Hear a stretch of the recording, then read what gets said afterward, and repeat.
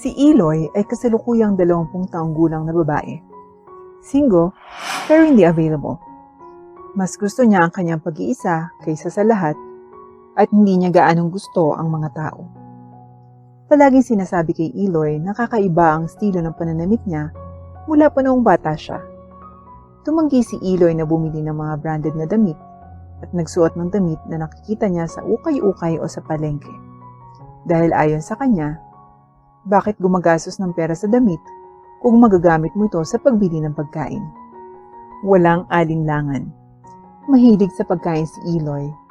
Ito ay kakaiba para sa mga taong nakapaligid kay Eloy. Bakit? Well, for one, si Eloy ay pinanganak mula sa isang mayamang pamilya. Hindi man lang makakaapekto sa bank account ng kanyang pamilya kung bumili siya ng branded at designer na damit. Malaki ang kinikita ng kumpanya ng kanyang ina to the point na mapakain nila ang buong bansa kung gugustuhin nila. Bagamat iyon ay isang mabait na gawain, kailangan pa nilang tustusan ang kanilang mga sarili upang gawin nila ang kanilang mga bahagi bilang isang mamamayan sa pamamagitan ng pagiging mabait at matulungin sa lahat. Tumutulong sila sa mga nangangailangan at mabait sila sa mga karapat-dapat dito. Lumaki si Eloy na may magandang pamilya. Siyempre, lumaki din siyang mabait at maganda. Siya ay hindi eksakto tulad ng mga tao, ngunit iyon ay hindi nangangahulugan na siya ay bastos at hindi ginagalang ang mga ito. Nakikipag-usap lang siya sa kanila kung kinakailangan. Tinutulungan niya sila kung may problema sila. At sinasamahan niya sila tuwing may kinakaharap sila.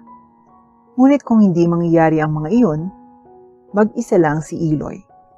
Ang pagiging mag-isa ay nakadama ng kasiyahan para sa dalaga. Mahal niya ang kanyang oras sa kanyang sarili.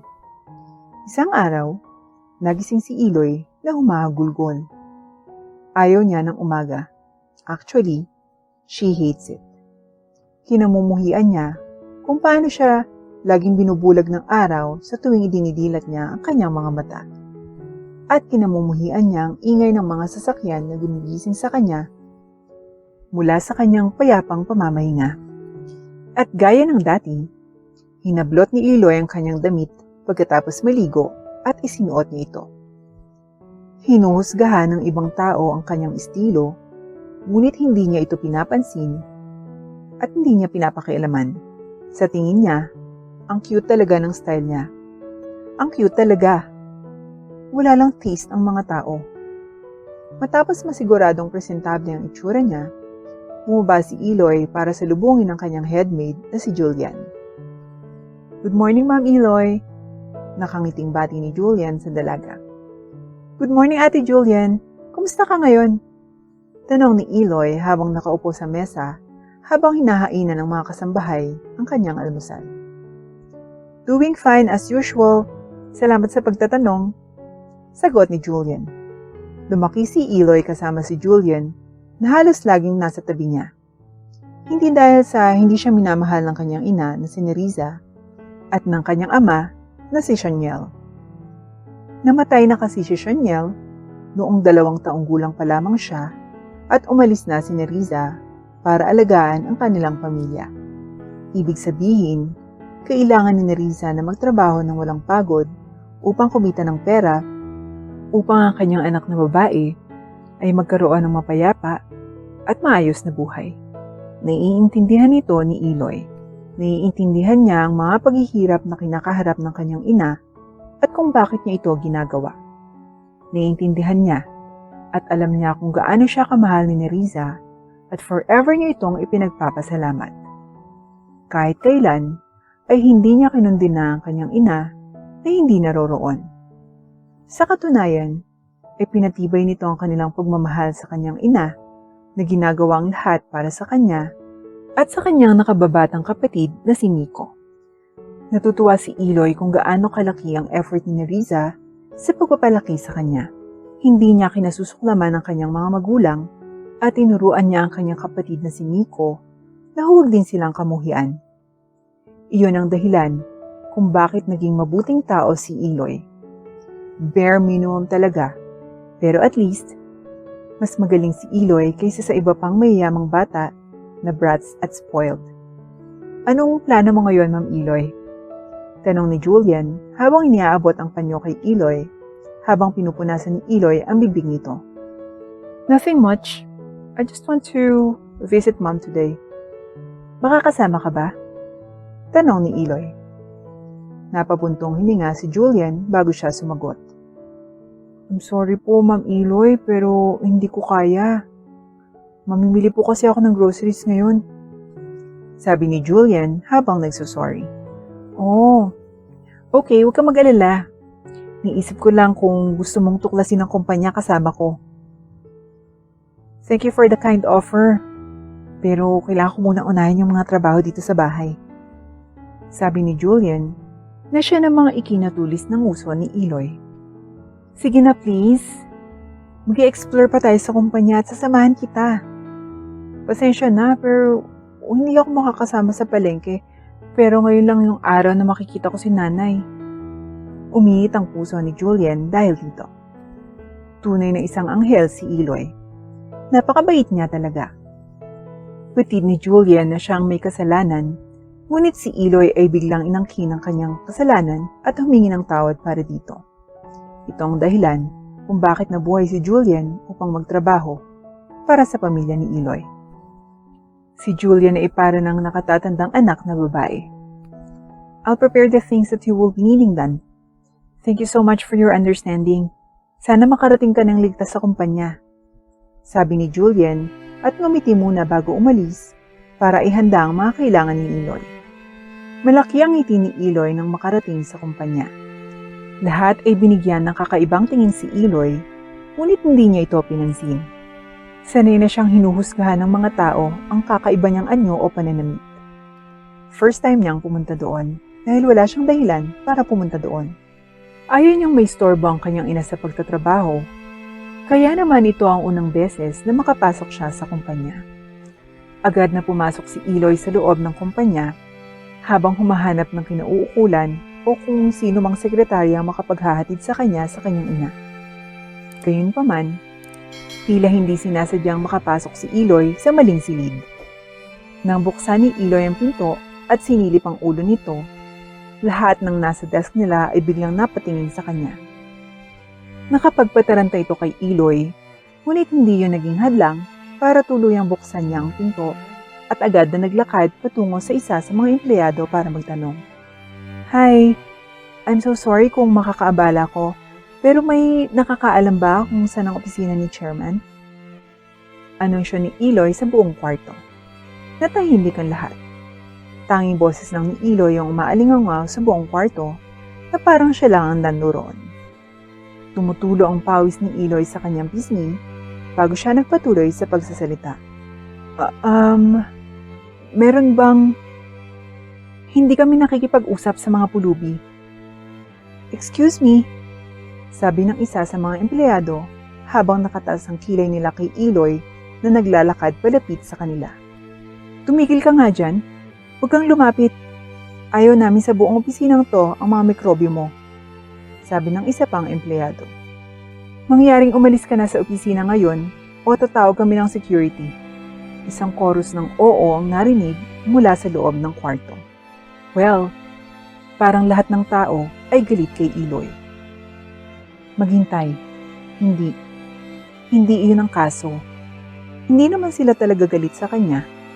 Galit sila sa pananamit niya. Dahil sa pananamit ni Eloy, naisip nila na siya ay pulubi. At siguradong na-offend si Eloy dito.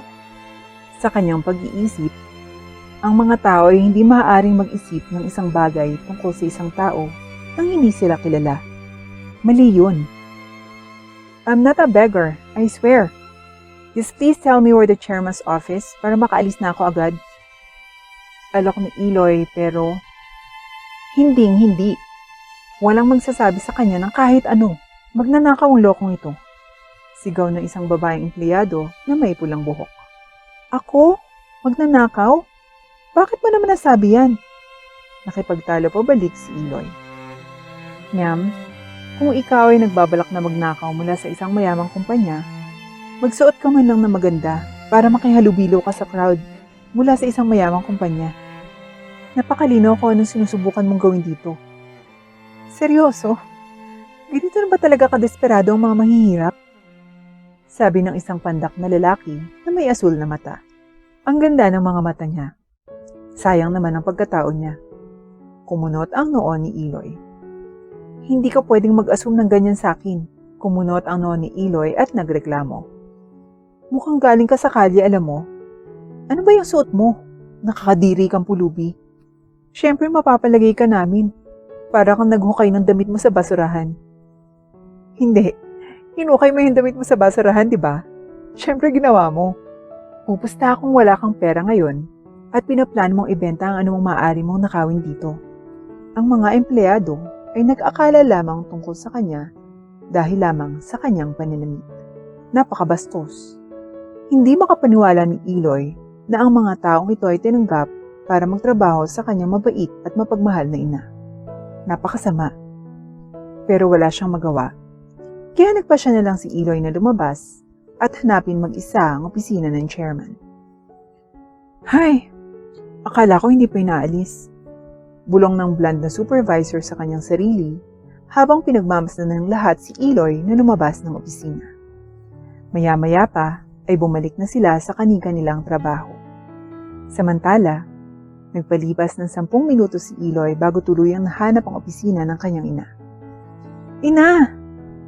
Sigaw ni Eloy nang makita ang kanyang ina na nakaupo sa kanyang mesa habang umiinom ng isang tasa ng kape. Oh Eloy, nandito ka pala. I'm so glad. Nagyakapan ng dalawa bago sila pumunta sa gilid para umupo sa mga couch. Bakit mo ako pinatawag dito? Nakatanggap ako ng masamang serbisyo habang hinahanap kita, alam mo ba? Reklamo ni Eloy sa kanyang ina. Hindi niya sinisikap na siraan ang imahe ng mga empleyado. Nagsasabi lang siya ng mga katotohanan sa nangyari. Hindi pa rin siya makapaniwala na ang mga empleyadong iyon ay lalaitin siya ng ganoon dahil lamang sa pananamit niya. Oh? Sabihin mo nga sa akin ang masasamang serbisyong natanggap mo? Udyok ni Nerissa sa anak habang yakap-yakap ito. Ininsulto nila ako at sinabing mahirap ako nung tinatanong ko lang kung saang direksyon ng opisina mo. Sa totoo lang, hindi ako makapaniwala sa kanila. Reklamo ni Eloy habang namumula ang pisngi.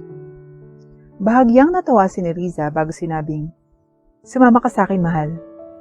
Gaya nga ng sinabi ng kanyang ina, sumunod si Eloy dito. Nataranta si Eloy na makita niyang naglalakad ang kanyang ina patungo sa isang pamilyar na pinto. Anong ginagawa natin dito, inay? Teka, huwag mo silang pagalitan. Nagkamali lang sila at wala silang sinasadyang masama. Pakiusap ni Eloy sa ina at tumawa lang si Nerissa. Huwag kang mag-alala, hindi ako magagalit na sisigawan sila. May i-announce lang ako. Tumango si Eloy bago pumasok sa opisina ang dalawa. Nang makita ang kanilang amo, ay agad na tumayo ang lahat at binati si Nerissa. Ang ikinagulat nila ay si Eloy na nakatayo sa tabi ni Nerissa. Nataranta sila. Everyone, gaya ng alam niyong lahat, ako ay nagtatrabaho sa kumpanyang ito mula nung 15 taon na nakalilipas. Ngunit sa wakas, ay oras na para magpahinga ko. Oras na para i-enjoy ko naman ang napakasayang bakasyon sa States. Kaya lahat, magkakaroon kayo ng bagong chairman. Kilalanin ng aking anak na babae, si Eloy. She will be your new chairman. Sabi ni Nerissa sa bayakap sa anak mula sa likod niya. Ano? Tanong ni Eloy. Hindi naman siya gaanong nagulat dahil alam niyang darating ang araw na ito at wala siyang pakialam na kunin ng kumpanyang pinaghirapan ng kanyang ina na itayo. Pero hindi niya alam na magiging ganito kadali. You heard me right, my dearest daughter? This is your company now. Nakangiting sabi ni Nerissa. Ang pagpapasaya sa kanyang ina ay nagpapasaya din sa kanya. Masayang umiti ang dalawa sa isa't isa. Ngunit hindi iyon ang kaso para sa mga empleyado dahil naalala nila ang sinabi nila sa pulubi ilang sandali lang ang nakalipas. Mula ngayon, magtatrabaho na sila sa ilalim ng bagong chairman na kanilang ininsulto at tinawag na bulubi. Well, nakuha nilang nararapat sa kanila. Sana na lang ay hindi bawasan ni Eloy sa kalahati ang kanilang mga sweldo.